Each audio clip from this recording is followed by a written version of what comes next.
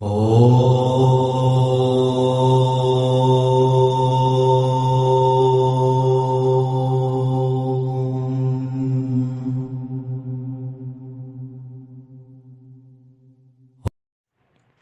ओम सबको सादर नमस्ते जी।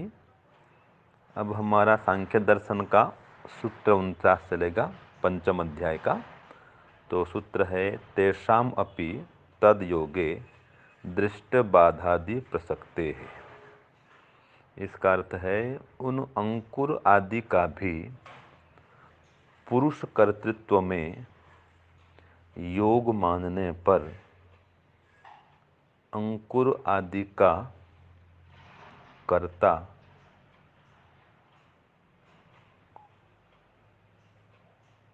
पुरुष को मानने पर, ये इसका मतलब यह है कि उन अंकुर आदि का भी पुरुष कर्तृत्व में योग मानने पर, अर्थात अंकुर आदि का कर्ता पुरुष को मानने पर, फिर आगे है लौकिक प्रत्यक्ष से विरुद्ध कथन होगा,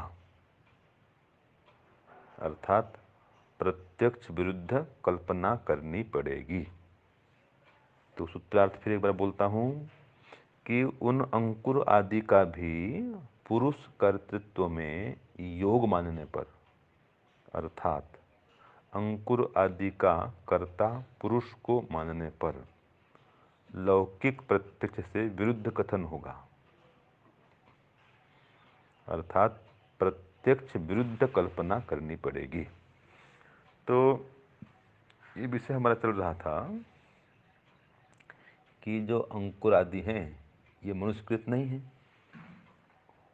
और फिर भी ईश्वरकृत हैं, और जो वेद है वो भी ऐसा ही है, वो भी तो मनुष्यकृत नहीं है।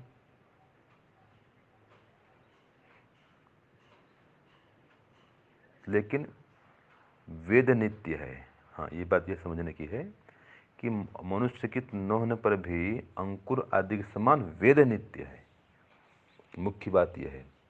लेकिन वेद का ज्ञान नित्य है, ये यहाँ पर लेंगे, और जो वेद का जो पन्ना है, पुस्तक है, वो नित्य नहीं है। भले ही वेद जो है वो ईश्वरकृत है, लेकिन जो वेद का पुस्तक है वो तो अनित्य है। हाँ, इतना जरूर है कि वेद का ज्ञान नित्य है, ये हमारा विषय चल रहा था। और एक बात है कि जो वेद का ज्ञान है वो हमारे लिए प्रवाह से नित्य है, क्योंकि सृष्टि खत्म होते ही हमारे से वेद का ज्ञान चला जाता है, हमारे पास नहीं रहता, ईश्वर पास रहता है, ये ठीक बात है। तो वेद ज्ञान को हमारे लिए प्रवाह से नित्य कहा गया है मनुष्यों के लिए, जबकि ईश्वर के लिए तो वो कुटस्थ नित्य सदा सदा उसके पास रहता है। तो इस प्रकार से जो वेद है हमारे लिए, वो वेद पुस्तक वो तो नित्य नहीं है, वेद का ज्ञान नित्य है, ये बात ठीक है। ये विषय हमारा चल रहा था। तो ऐसे जो अंकुर आदि वो भी हैं, वो भी तो मनुष्यकृत नहीं है, अंकुर वही ईश्वरकृत है, लेकिन वो भी ईश्वरकृत होते हुए अनित्य है। अंकुर तो उत्पन्न होता है, नष्ट होता है, तो वो तो नाशवान है, अनित्य है। अगर उसको अनित्य नहीं मानेंगे तो फिर प्रत्यक्ष जो हमको दिखता है इससे विरोध होगा। तो अंकुर आदि का कर्तृत्व मनुष्यकृत नहीं है, माने मनुष्य उसको नहीं बनाया। ऐसा होने पर भी वो ईश्वरकृत है, अर्थात अंकुर को ईश्वर उत्पन्न करता है। और ऐसा होने पर भी जो अंकुर है वो अनित्य है। अंकुर तो हमेशा नहीं रहता ना, ऐसे उसका स्वरूप बदल जाता है, उसका स्वरूप नष्ट हो जाता है अंकुर का भी। तो भले वो ईश्वरकृत है लेकिन नित्य नहीं है,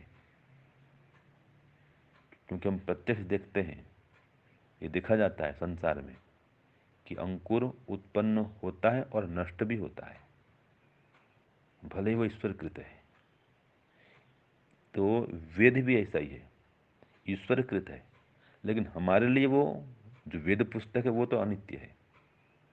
और अगर नित्य भी है तो हमारे लिए प्रवाह से नित्य है, वो सृष्टि के आरंभ में मिलता है और सृष्टि के अंत में हमसे वो छूट जाता है, परमात्मा पास रहता है। ये मुख्य बात है इसमें, ये समझने की बात है। तो इस प्रकार से सार क्या निकला कि अंकुर आदि का कर्ता तो अगर किसी मनुष्य को मानते हैं वो लौकिक प्रत्यक्ष से विरुद्ध होगा, क्योंकि उसका कर्ता तो ईश्वर है। तो अंकुर आदि का कर्ता ईश्वर है, कोई मनुष्य नहीं है। अगर मनुष्य मानेंगे तो विरोध आएगा प्रत्यक्ष से, ये मुख्य बात है। और दूसरा वो ईश्वर के होने पर भी अनित्य है, ये बात एक और है कि अंकुर का निर्माण या सृजन परमात्मा करता है, ठीक बात है, लेकिन है अनित्य। तो इसी प्रकार से वेद का भी सृजन परमात्मा करता है, वेद ज्ञान परमात्मा का है, लेकिन वो जो पुस्तक है वो अनित्य है, वो नित्य नहीं है कि वो उत्पन्न होता है, बना है वेद, तो वेद पुस्तक तो अनित्य है। और जो ईश्वरीय ज्ञान वेद उसके पास रहता है वो तो नित्य सदा से है, लेकिन हमारे लिए वेद का पुस्तक अनित्य है, ये हमें समझना चाहिए। ये हमें यहाँ पर बोध होता है सूत्र 49 के माध्यम से और सूत्र 48 के माध्यम से। ओम शांति ओम शम।